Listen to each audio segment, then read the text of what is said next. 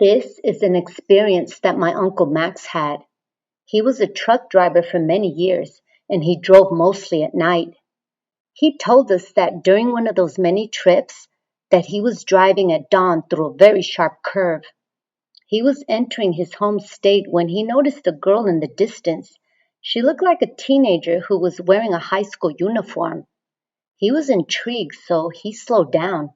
But he never thought of stopping, because it could be a low-life con woman, perhaps a lady trying to set him up to be mugged. Her henchmen were probably hiding nearby so that they could rob him, he thought. The girl beckoned him to stop, but Uncle Max kept going. The truck passed by her, and through the rearview mirror, he managed to see her face. Her face was covered in blood, and she had no eyes, only dark, hollowed sockets. In his shock, he accelerated so that he wouldn't see the bloody face anymore. Time passed, and he told another trucker about the incident. His colleague told Max that many years ago, a girl was murdered there. The killers threw her body out on the roadside along the same turn. Uncle Max no longer felt afraid, but now he felt bad. He felt pity for the misery of that poor girl and her spirit. My uncle says that for a long time, he kept driving through that turn, and it was always in the wee hours of the morning. Once in a while, he saw the same girl signaling him to stop. She never caused him any harm. He only saw her standing there, waiting for someone to pick her up. Sometimes my Uncle Max prayed for her eternal peace. He continued to see the same girl haunting the same curve until he finally retired.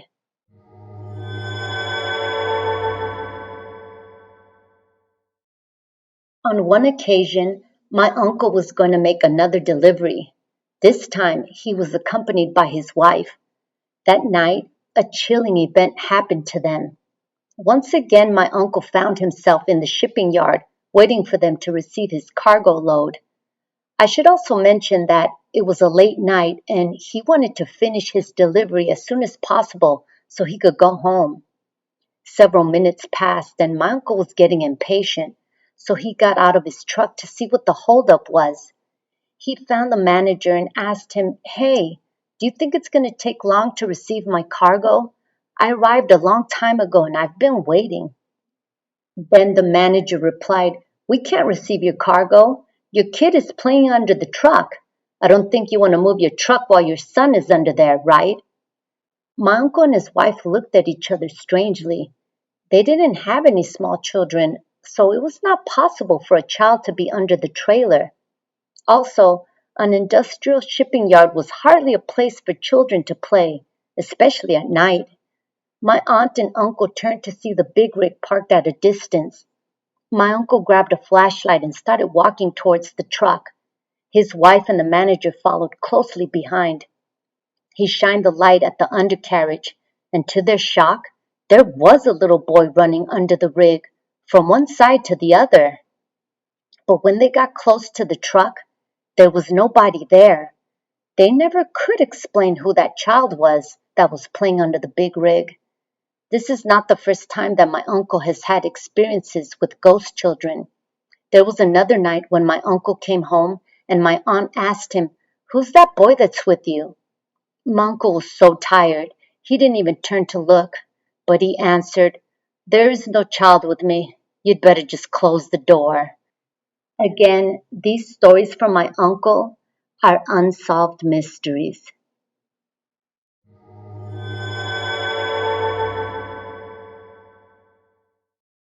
My uncle has been told by his trucker friends that it's common to see ghostly spirits along your route. Sometimes they are the ghosts of children. They get into the cab of your truck when you least expect it.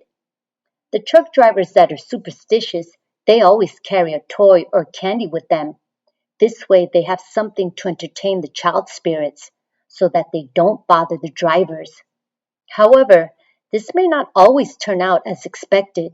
Just ask my uncle and he'll tell you. He was in one of those places known to truckers as cachimbas. For those of you not familiar with the term, they are establishments found along the roadside where the truck drivers could stop to rest and smoke a cigarette.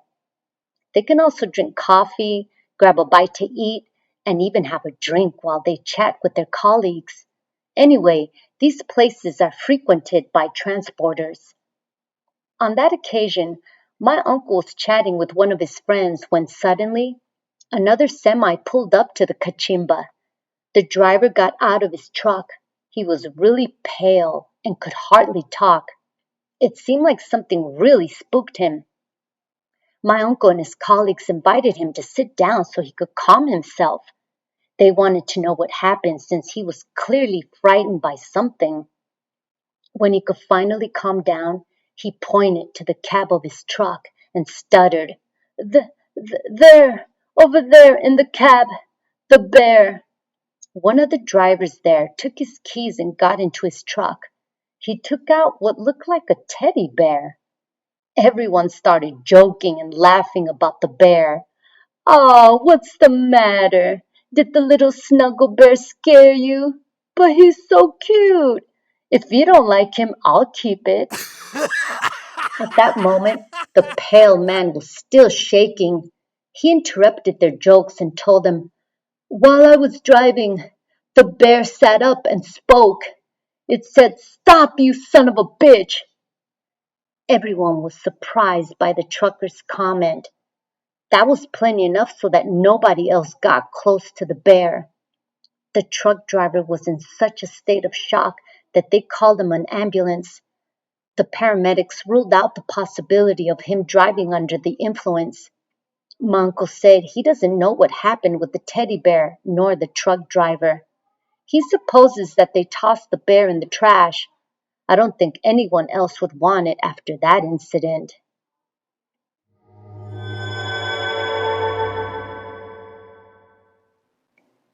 As I said before, there's the belief that truck drivers should bring along a toy, a teddy bear, or some candy to entertain the spirits of children should they come aboard the truck.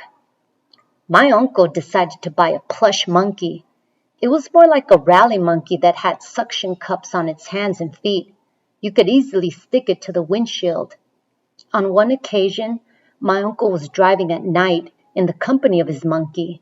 I must say he was very focused, concentrating with his eyes on the road, when all of a sudden, the rally monkey spoke to him.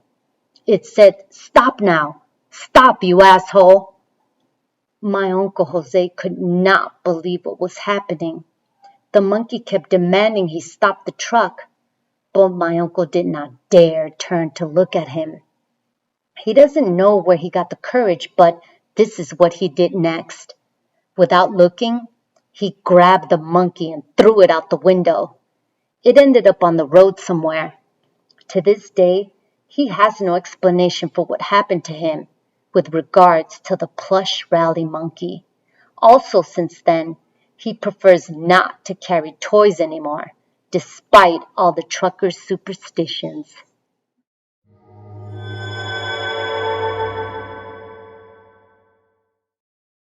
This is another one of my Uncle Jose's truck driving stories. My uncle was driving his tractor trailer one night all by himself. He had just delivered his cargo, so he was done and ready to go home to rest. But on the way home, suddenly, he felt like something climbed aboard the truck. Still facing the road ahead, he turned his eyes sideways towards the co-pilot's seat. Out of the corner of his eye, he caught a glimpse of a young, long-haired woman wearing boots and sitting in that seat. My uncle was overcome with fear. He didn't dare turn his head. Besides, he's supposed to keep his eyes on the road for the risk involved in driving such a heavy unit at night. He kept driving like that for several minutes until he saw the woman start to play with the stick shift. She ran her hands around the gear lever. When he looked closer, her hands actually went right through the lever. My uncle still had the courage to shift gears whenever necessary, despite what the ghostly woman was doing to the lever. Later ahead, my uncle felt something else climb aboard the truck, and once again He looked out of the corner of his eye.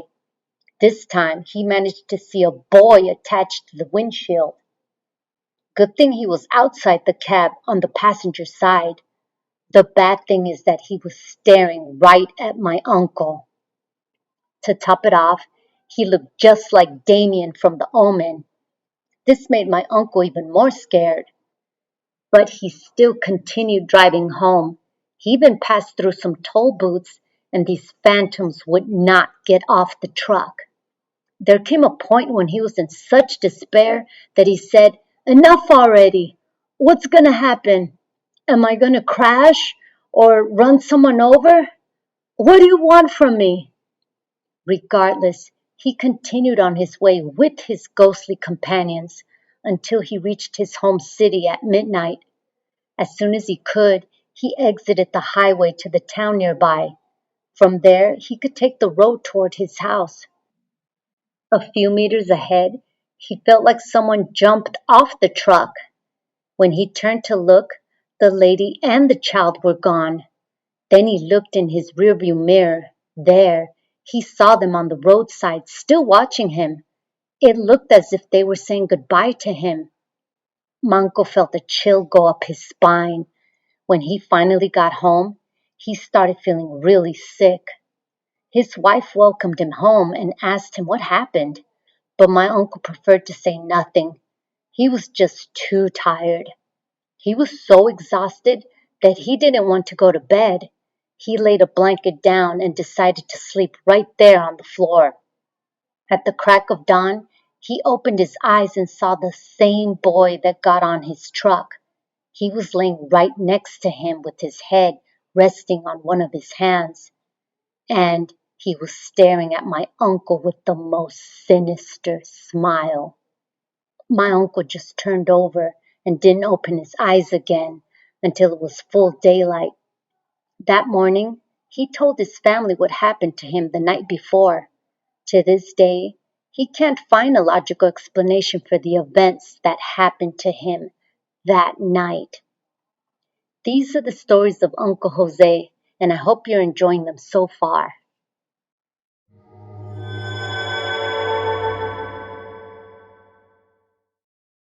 My Uncle Jose dedicated most of his life to being a truck driver. He transports cargo for a living. You could bet he's had his share of supernatural experiences over his long career of transporting goods. My uncle told us about something that happened to him on one of his trips. He arrived at the company where he had to deliver the cargo. He thought it was a good idea to get off the truck and stretch his legs. He might as well relax while waiting to be checked in. I should also mention that in the transportation sector, it's common that the drivers stay in constant contact with their bosses. Sometimes the clients require the status of their shipments. They know that hazards and accidents are all too common, so they want to be aware of any incidents or mishaps along the way. Nowadays, the driver reports his activity by sending pictures of the cargo once it reaches its destination. This serves as proof of delivery. That day, one of the guys working on the receiving platform said to my uncle, "You've got your pictures taken, right?" "What picture? What do you mean by that?" The man replied to my uncle, "The pictures your helper's taking, the one that's in the back of your rig." My uncle was so confused because he was not accompanied by anyone on this trip. So he asked, "What helper are you referring to?" The guy says, "Look under the truck. You could see someone's feet. It's your co-pilot taking pictures of your rig, isn't it?" My uncle looked under the truck, and indeed he saw someone's feet that appeared to be standing on the other side. However, my uncle said, "It couldn't be anybody that came with me. I drove alone." To remove any doubt, my uncle and the workers went to see what was in the back of the rig, but when they walked around the truck, they found nothing. He said in the short time it took them to circle the semi, it was impossible for somebody to run away undetected. All of my uncle's coworkers were speechless from this incident. One of them said, "Go see if he might have jumped into your cab." My uncle said, "No freaking way. We'll just leave it like that. The guys never knew who or what they saw that night. To this day, it is still a mystery.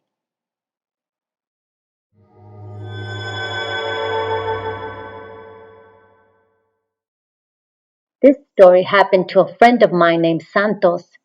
It's thanks to him that I'm a truck driver because he was the one who taught me this trade. He even gave me a job at the shipping company he started.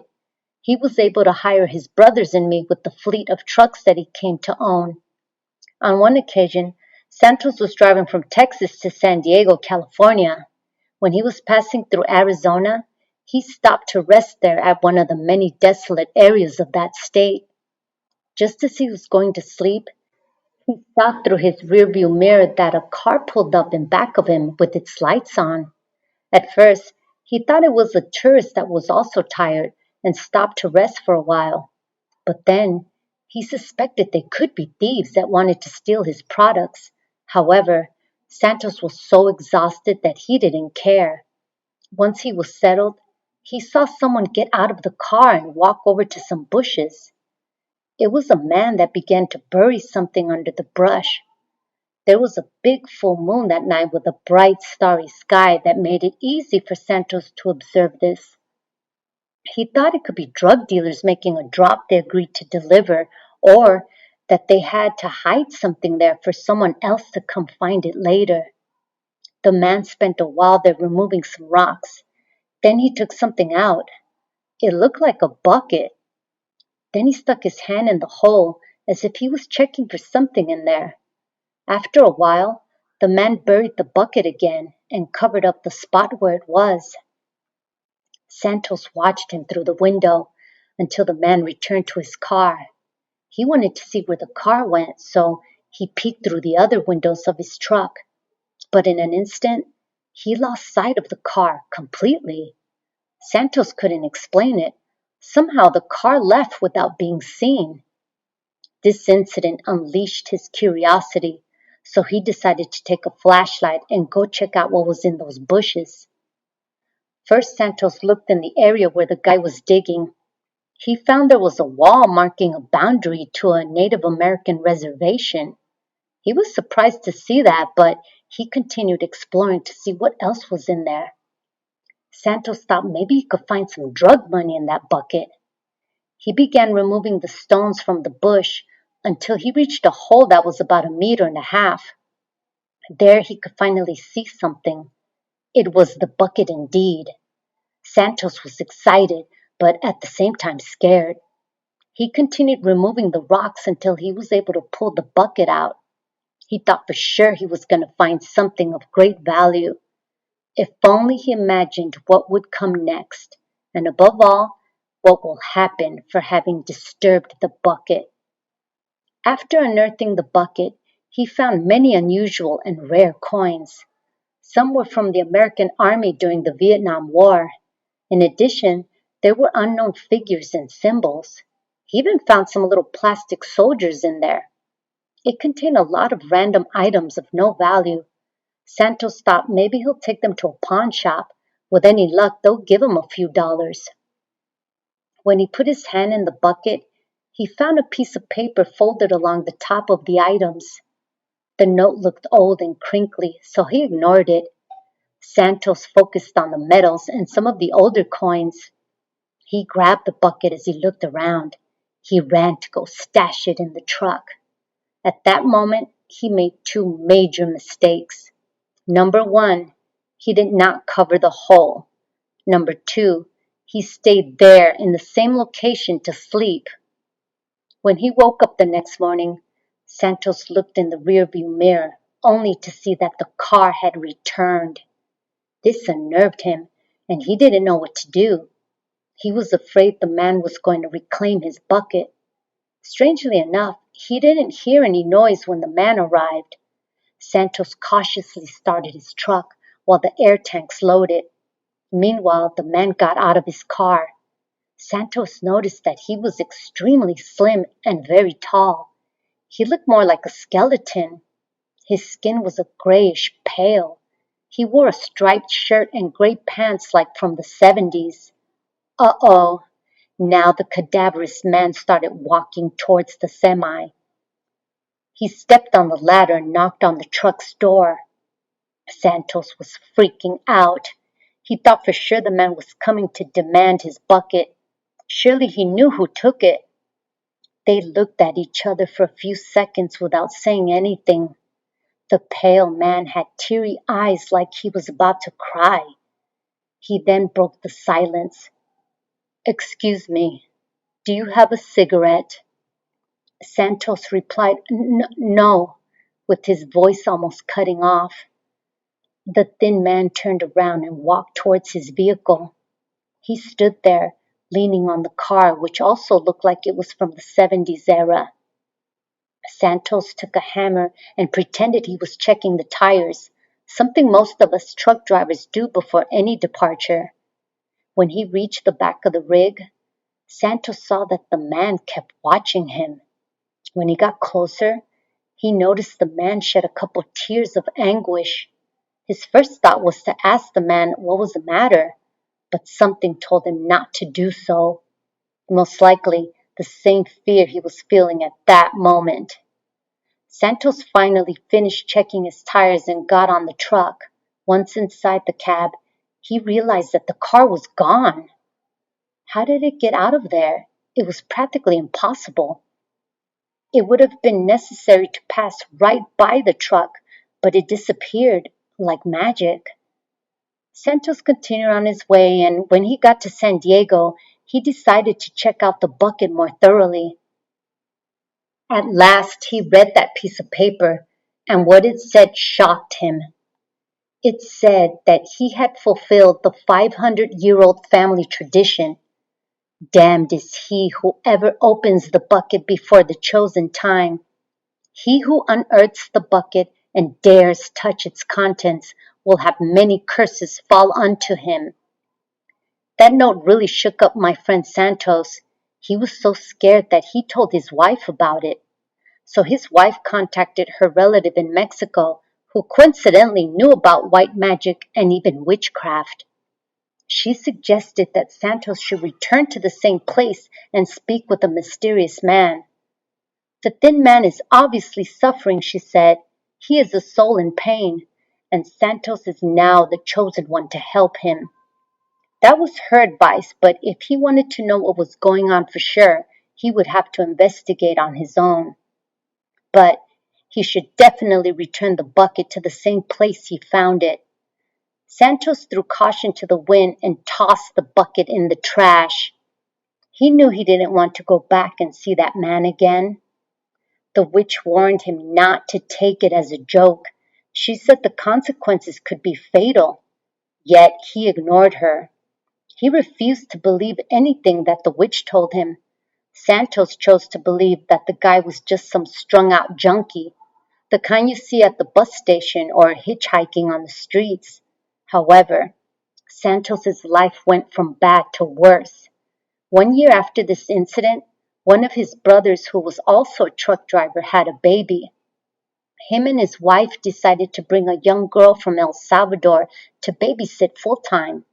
This way, both of the parents could continue working. The young nanny was only 15 years old. She was very beautiful with fair skin, and her name was Sulma. When Santos saw her, he was crazy about her, despite their age difference. And obviously, Santos was married, so there's also that. To top it off, Santos's wife was the executive secretary of his shipping company. Santos began to frequent his brother's house, who also worked for him and drove his trucks. Just when you thought Santos was not scandalous enough, he ordered his own wife to send his brother away on long-haul deliveries, far from Texas. This way, Santos could have more time alone at his house in order to woo his nanny. Before long, Santos got Sulma pregnant, and his wife found out. Of course, she went ballistic. She was so mad that she decided to leave him. Santos's world started falling apart. His spouse was no ordinary housewife. Remember, She was the executive secretary who practically ran his business. Santos knew very little about logistics and much less about computers. He didn't know how to organize the loads nor schedule the routes. So when he started feeling pressured, he stopped the trucks. His wife would not come back, even though he kept begging for her forgiveness. He even bought her a brand new car and a bunch of other things she always wanted. And still, he couldn't convince her to return. She was still hurt, as they'd been together for more than 10 years. She had fallen madly in love with Santos ever since they were high school sweethearts. They even had 3 daughters together. Heartbroken, Santos started acting out. He began riding motorcycles with his friends since there were a lot of biker groups in Dallas. He always wanted to take up biking as a hobby.